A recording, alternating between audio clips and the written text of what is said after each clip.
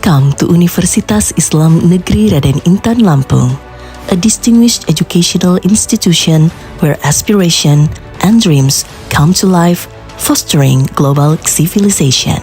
Universitas Islam Negeri Raden Intan Lampung is home to thousands of students from around the world, offering a high-quality educational experience that prepares top graduates to face global. UIN Raden Intan Lampung, growing globally.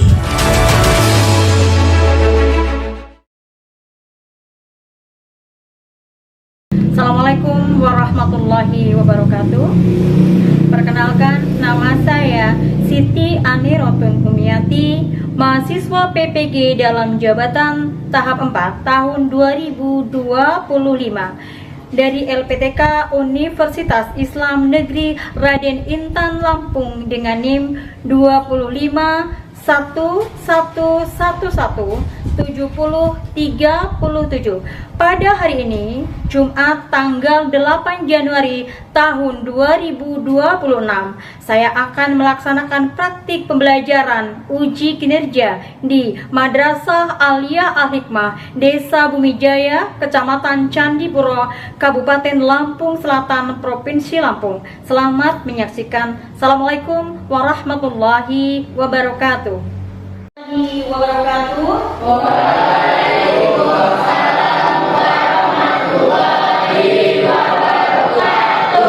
Alhamdulillahirrahmanirrahim. Puji syukur kehadirat Allah Subhanahu wa Ta'ala masih memberikan kita kesehatan dan kesempatan untuk menyebut itu. Baik, salawat dan salam punya Allah semoga tetap disanjungkan kehadirat Habibana wa Nabiyana Muhammad sallallahu alaihi wasallam.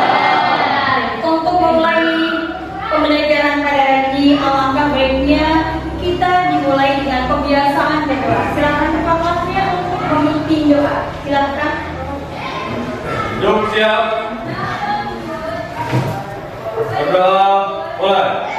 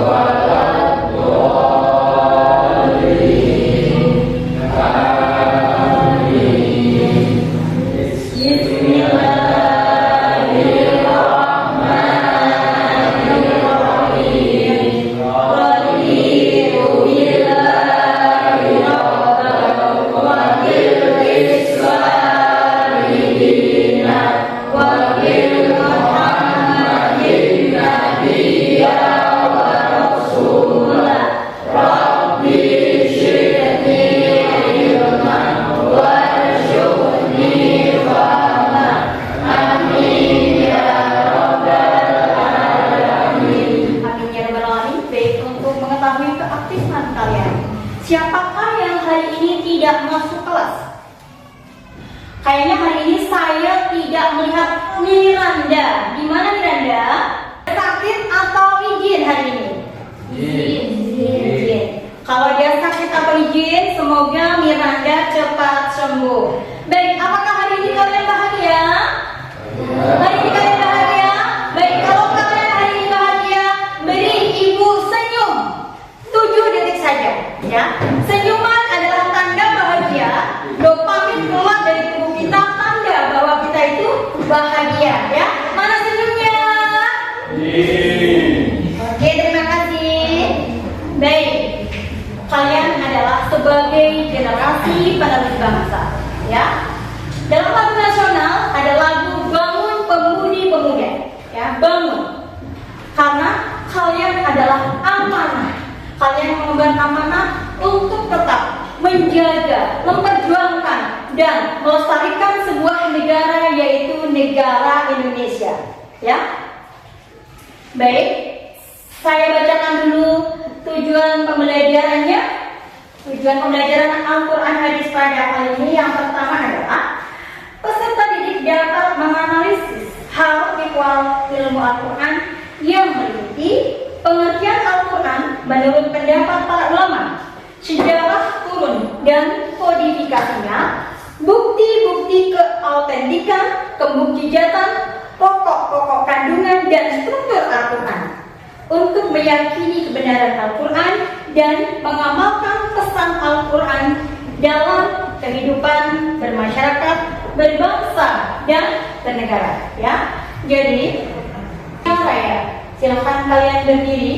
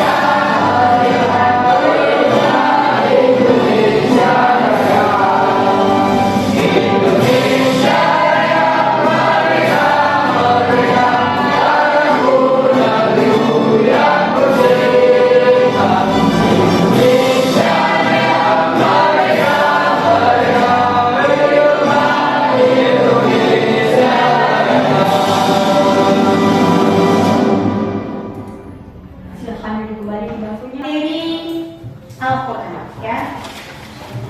Saya ingin bertanya, seberapa jauh pengetahuan kalian tentang Al-Quran yang menjadi mukjizat atau menjadi pedoman bagi kita? Pertanyaan yang pertama, silakan kalian boleh berpartisipasi untuk menjawabnya, ya.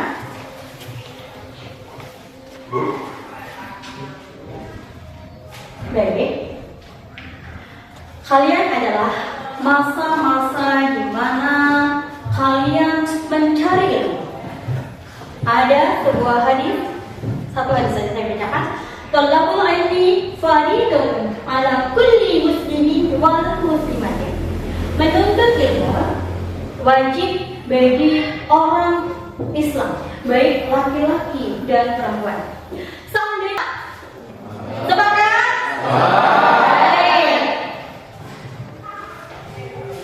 Mengenai materi yang akan Ibu sampaikan pada kali ini, alangkah baiknya kalau Ibu ingin tahu seberapa jauh kalian mengenal Al-Quran. Ya, pertanyaan yang pertama, kalau ada yang bisa menjawab, Ibu kasih pena. Ini pena ini harganya sebenarnya 5.000, tapi karena ada countingan hari ini harganya 2.000, ya. Pertanyaan pertama yang bisa menjawab, saya kasih hadiah pena ini, ya. Baik. Di manakah Al-Quran pertama kali diturunkan dan surat apa yang pertama kali diturunkan? Siapa? Surat Al-Alaq di Hiro. Bagus, ya. Ternyata Rehan yang menerima hadiah dari Ibu. Warahmatullahi wabarakatuh. Waalaikumsalam. Halo anak kelas 10 Madrasah Aliyah. Senang sekali saya bisa menyapa kalian semuanya. Bagaimana kabar kalian? Alhamdulillah, mudah-mudahan selalu diberikan kesehatan dan dalam lindungan Allah Subhanahu wa Ta'ala. Pada video kali ini kita akan membahas materi Al-Quran Hadis kelas 10 Madrasah Aliyah Sederajat semester 1. Rangkuman dari bab 1 Al-Quran adalah wahyu Allah. Pengertian Al-Quran. Al-Quran secara etimologi. Menurut Al-Lihyani, Quran adalah bentuk kata benda atau inti masdar dari kata kerja qara'a yang artinya membaca. Sedangkan menurut Al-Asy'ari, kata Quran berasal dari lafaz qarana yang artinya menggabungkan sesuatu dengan yang lain. Kata ini lalu dijadikan sebagai nama kumpulan wahyu yang diturunkan kepada Nabi Muhammad. Yang ketiga, menurut Al-Farra, asal kata Al-Quran adalah lafaz Qurainun yang merupakan bentuk jamak dari kata Qarina yang berarti petunjuk atau indikator. Menurut Az-Zujaj, kata Al-Quran berasal dari kata Al-Qur'u yang mengikuti susunan pola atau wazan Qur'anun yang artinya al-jam'u atau kumpulan. Yang terakhir, menurut Asy-Syafi'i, Imam Syafi'i berpendapat bahwa kata Al-Quran adalah isim ma'na atau nama asli. Al-Quran menurut Imam Syafi'i tidak berasal dari kata apapun. Al-Quran secara terminologi. Yang pertama, menurut Syekh Muhammad Hudaybiy, Al-Quran walatul Arabi wal munazzalu ala Muhammadin sallallahu alaihi wasallam littadabburi wa tadabburil maqbul mutawattiran wa huwa ma nafaina anil maqbu bi suratil Fatihah wal mahtum bi suratil Nas. Yang artinya Al-Quran adalah lafaz atau firman Allah yang berbahasa Arab yang diturunkan kepada Nabi Muhammad untuk dipahami isinya dan selalu diingat, yang disampaikan dengan secara mutawatir, yang ditulis dalam mushaf, yang dimulai dengan surat Al-Fatihah dan diakhiri dengan surat An-Nas. Yang kedua, menurut Sunnah Saleh mendefinisikan Al-Quran. Yang pertama, Al-Quran adalah kitab Allah yang mengandung mukjizat yang diturunkan kepada Nabi Muhammad, yang ditulis dalam mushaf-mushaf, yang disampaikan secara mutawatir dan melalui ibadah membacanya. Muhammad Abdullah. Kitab Al-Quran adalah bacaan yang tertulis dalam mushaf-mushaf yang terpelihara di dalam hati orang-orang yang menjaganya dengan menghafalnya, yakni orang-orang Islam. Pada intinya, kesimpulan dari berbagai pendapat para ahli mengenai pengertian Al-Quran, Al-Quran adalah firman atau kalam Allah. Yang kedua, Al-Quran terdiri dari lafaz berbahasa Arab. Yang ketiga, Al-Quran diturunkan kepada Nabi Muhammad. Yang keempat, Al-Quran merupakan kitab Allah yang mengandung mukjizat dari Nabi Muhammad yang diturunkan melalui perantara malaikat Jibril. Yang kelima, Al-Quran disampaikan dengan cara mutawatir atau berkesinambungan. Yang keenam, Al-Quran merupakan bacaan mulia dan membacanya merupakan ibadah. Yang ketujuh, Al-Quran ditulis dalam mushaf-mushaf yang diawali dengan surat Al-Fatihah dan diakhiri dengan surat An-Nas. Dan yang terakhir, Al-Quran senantiasa terjaga atau terpelihara kemurniannya dengan adanya sebagian orang Islam yang menjaganya dengan menghafal nama-nama Al-Quran. Di antaranya di sini ada 5 nama-nama lain Al-Quran selain Al-Quran sendiri ya teman-teman. Jadi Al-Quran ini adalah nama yang paling populer. Yang kedua ada Alkitab yang artinya kitab Allah atau kitab Allah. Yang ketiga ada Al-Furqan yang artinya pembeda. Yang keempat ada Az-Zikr yang artinya pemberi peringatan. Dan yang kelima ada Tanzil yang artinya yang diturunkan. Nah, masing-masing dari nama-nama ini juga terdapat dalil di dalam Al-Qurannya. Baik, cukup sekian pembahasan kita pada materi kali ini. Semoga bermanfaat. Mohon maaf apabila ada kesalahan. See you and thank you. Don't forget to comment and subscribe. Wassalamualaikum warahmatullahi wabarakatuh.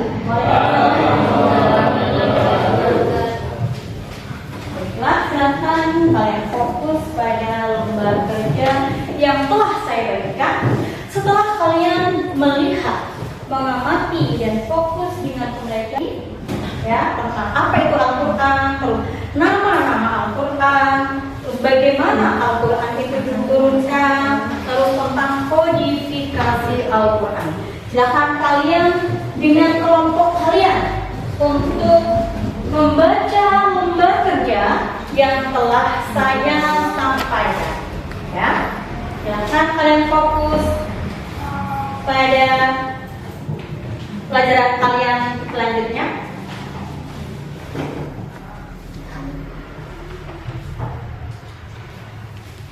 Kita ambil beberapa waktu untuk melihat ke lembar kerja peserta didik. Silakan dibaca dulu.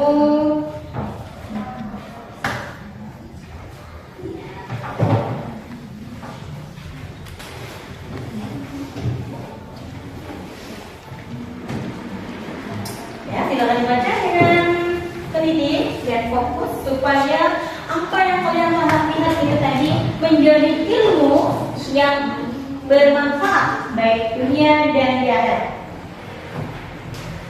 Baik, supaya kalian tidak mengantuk, kita akan ice breaking sebentar ya. Kita akan ice breaking sebentar untuk memunculkan dopamin rasa bahagia, ya, supaya kalian tidak ngantuk. Belajar itu tidak hanya menjejalkan ilmu dan logika ke dalam pikiran, tetapi ada masa-masa distimulasi kembali, ya. Baik, intriknya adalah tepuk anak Indonesia hebat. Kita mulai ya. 1, 2, 3. Bangun pagi beribadah olahraga, belajar makan sehat dan bergizi. Ayo bermasyarakat tidak lupa istirahat. Aku adalah anak Indonesia. Baik, perlu diulangi ya supaya bahagia. Baik, saya ulangi sekali lagi. Bangun pagi beribadah olahraga, belajar makan sehat dan bergizi. Ayo bermasyarakat tidak lupa beristirahat. Aku adalah anak Indonesia. Baik, kalian memang anak-anak yang luar biasa ya. Ibu bangga, ibu memiliki kalian semangat, motivasi dan dorongan belajar ya. Kalian pantas untuk dibanggakan. Baik, silakan kalian kembali ke meja kerja kalian masing-masing. Dan setelah itu kita tunggu beberapa menit untuk menyimpulkan hasil pembelajaran yang telah kalian ikuti pada layar kaca tadi. Silakan dituliskan kesimpulan, rangkuman, dan nanti bisa dipresentasikan. Boleh nanti saya menstimulasi dengan beberapa pertanyaan ya, dan kalian menjawab. Saya tunggu. Bu, ini satu kelompok sendiri-sendiri. Ya, sendiri-sendiri. Nanti saya simulasi, saya stimulusnya dengan pertanyaan supaya kalian jadi. Ya, kelompok 1, kelompok 2, kelompok 3, kelompok 4. Ya, kelompok 1, kelompok 2, kelompok 3 dan kelompok 4. Baik, ya. Saya tunggu hasil kerja kalian. Kalian tuliskan pada lembar kerja peserta didik. Saya akan siapkan pertanyaan sesuai dengan materi yang kalian ikuti.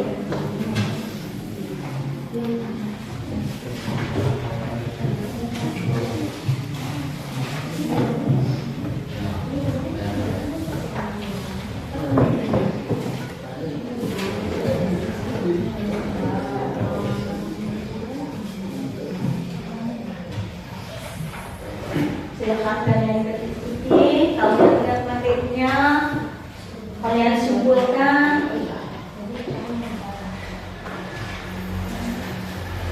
Baik, nanti adalah nama-nama Al-Quran.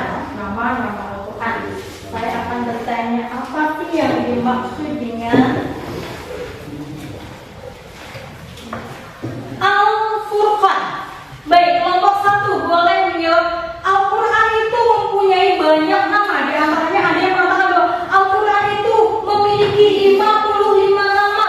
Ada yang mengatakan, ulama mengatakan bahwa Al-Quran itu memiliki 78 nama. Nah, saya bertanya, apa yang dimaksud dengan Al-Furqan? Silakan kelompok 1 untuk menjawabnya. Apa yang dimaksud dengan Al-Furqan? Pembeda.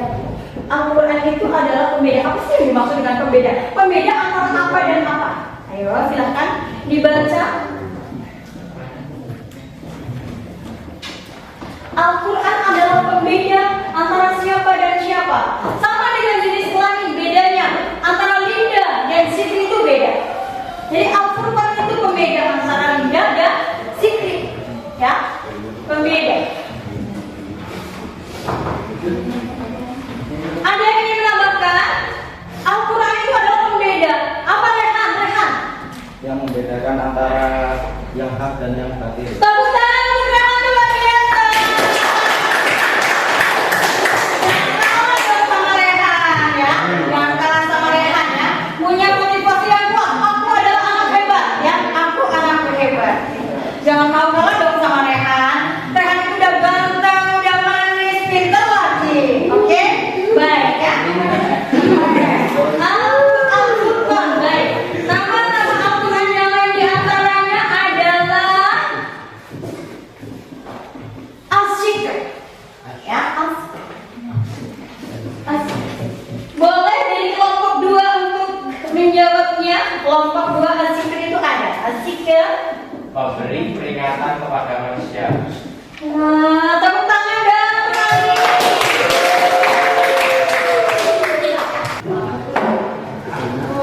Silakan Zikri.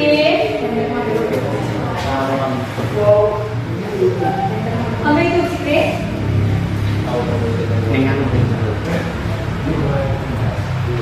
Ini dia. Ini Zikri aja. Oh, boleh. Mas Zikri, ya matanya. Baik. Silakan disimak Zikri ya. Nanti boleh bertanya, ya. Tapi jawabannya bukan hanya Zikri yang menjawab. Kalian boleh menjawab ya.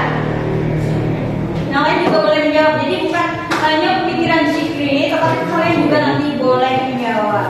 Silakan Zikri dimulai presentasinya. Bukan dari awal aja, dari materi. Setelah itu langsung kesimpulan ya. Jadi dari nama Al-Quran, dari materi, terus dari habis materi itu kesimpulan pembelajaran kali ini. Materinya ada?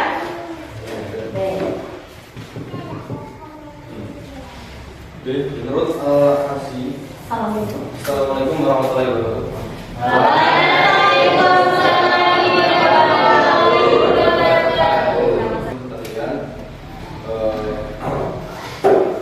Jadi menurut Al-Asi dan beberapa golongan lain, kata Al-Quran berasal dari lafaz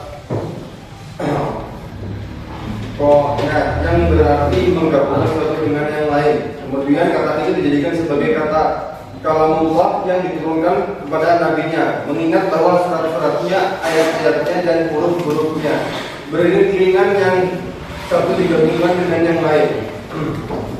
Jadi menurut Al-Farah, kata Al-Quran berasal dari lafaz. Ayo silakan, siapa yang ingin bertanya?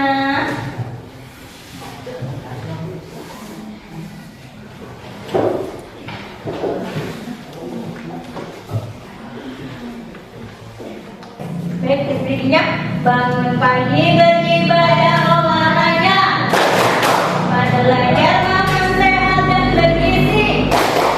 Ayo akan menumbuhkan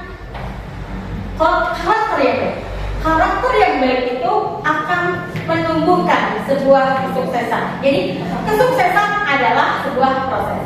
Baik, saya coba untuk menyimpulkan pembelajaran pada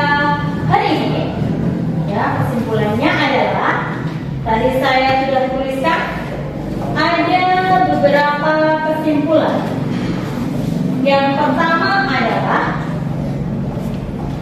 kesimpulan dari materi Al-Quran. Al-Quran adalah, ya silakan kalian simak, kalian hormati. Al-Quran adalah wahyu Allah Subhanahu wa Ta'ala yang diturunkan oleh Allah kepada Nabi Muhammad Shallallahu Alaihi Wasallam melalui malaikat Jibril sebagai pedoman hidup bagi umat manusia. Sepakat? Baik. Kesimpulan yang kedua, Al-Quran itu tidak diturunkan sekaligus, melainkan bertahap.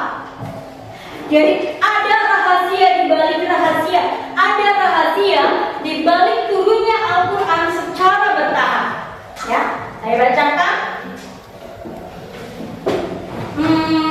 Hikmah Al-Quran diturunkan secara bertahap adalah melatih kesabaran dalam menghadapi cobaan. Yang kedua, agar lebih mengenali hati, baik hati Baginda Nabi, para sahabatnya, dan para pemeluk, ya, para umat Islam. Dengan cara bertahap turunnya ayat Al-Quran sesuai dengan sebuah peristiwa akan lebih berkesan. Contohnya, pada saat Raja Abraha akan merusak atau menghancurkan Ka'bah, ya, itu ada satu peristiwa besar, ya, itu tentara bergajah yang diserang oleh burung ababil, yang dalam Al-Quran disebutkan bahwa burung ababil itu membawa satu batu dari neraka jahanam yang dijatuhkan pada gajah itu sehingga gajah itu meninggal, ya, atau mati atau musnah. Nah, peristiwa itu oleh Allah Subhanahu wa Ta'ala diabadikan dalam surat Al-Fil, ya. Ada yang masih ingat bagaimana bunyinya surat Al-Fil? Bismillahirrahmanirrahim. Alam tara kaifa fa'ala rabbuka bi ashabil fil. Alam yaj'al kaydahum fi tadbir. Arsala 'alaihim tayran ababil tarmihim bihijarin min sijil wa ya'hum ka'asfin ma'kul. Baik, Al-Quran bukan hanya mempunyai satu nama. Ulama mengatakan Al-Quran itu mempunyai 55 nama, atau bahkan ada yang mengatakan bahwa Al-Quran itu mempunyai 78 nama. Di antaranya adalah Al-Furqan, Al-Zikr, Al-Tanshir. Lalu apa lagi? Al-Kitab. Nah, itu adalah kesimpulan dari pembelajaran kita pagi hari ini mengenai Al-Quran, ya, dengan pewasiatan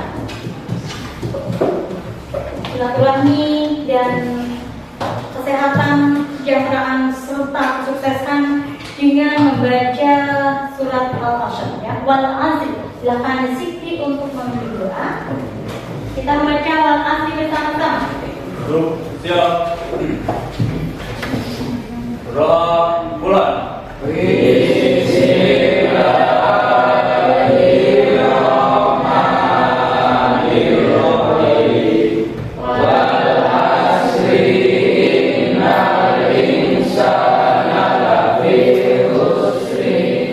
Al-Quran merupakan mukjizat bagi umat manusia, terutama umat muslim, ya, atau umat seluruh alam.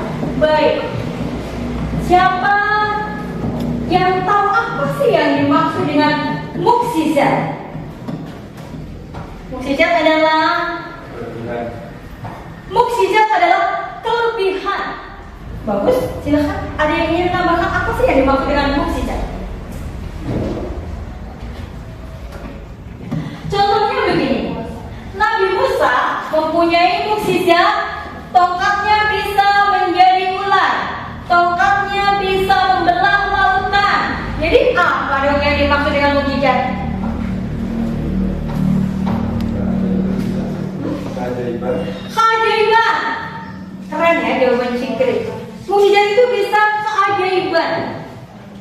kita akan gitu ya. Ya. Kalau